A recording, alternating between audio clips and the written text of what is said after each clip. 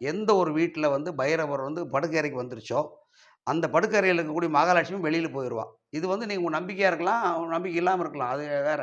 ஆனா தப்புங்க அது. அது செய்யக்கூடாது.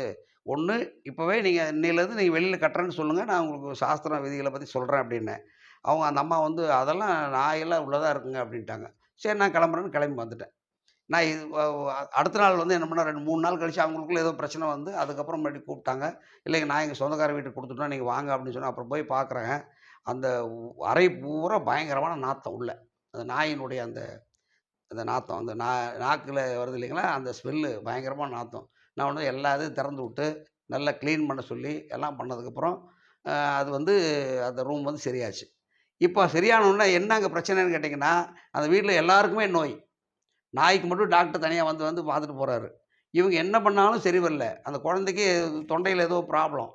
அப்புறம் அவரே சொல்லியிருக்காரு. நாயும், பூனையும் நீங்க வளர்க்காதீங்க அப்படின்னு சொல்லி அவரே சொல்லியிருக்காரு. அட்வைஸ் பண்ணியிருக்காரு.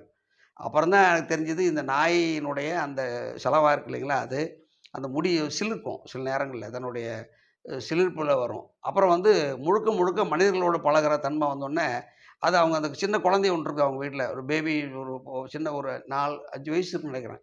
அந்த பேபி கூட தான் படுத்துக்குது அந்த நாய்.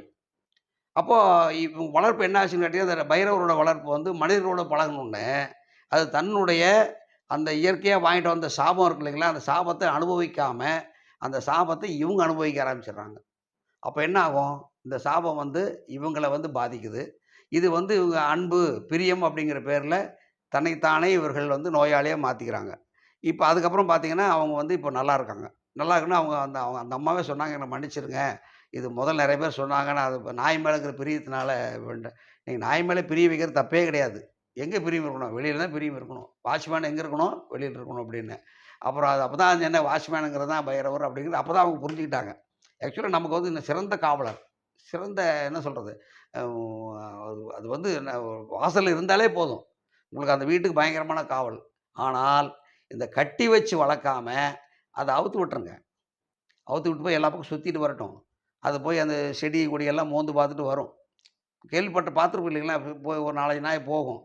இப்போ வந்து ரொம்ப கொடுமைக்கே அதிகமா ரோட்ல நாயெல்லாம் திரிஞ்சுட்டு இருக்குது. அதெல்லாம் கிடையாது.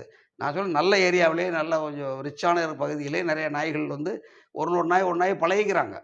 அந்த பழக்கத்துக்கு விட்டுருங்க. நீங்க அதையாவது தயவுசெய்து செய்யுங்க. அந்த மாரி ஒரு பழக்கத்துக்கு விட்டு, ஒரு இனப்பெருக்கம் பண்ணி, அந்த நாய வந்து நீங்க வளர்த்தீங்கன்னா, அது வந்து உங்களுக்கு காலமெல்லாம் உங்களுக்கு காலடியிலே கிடக்கும்.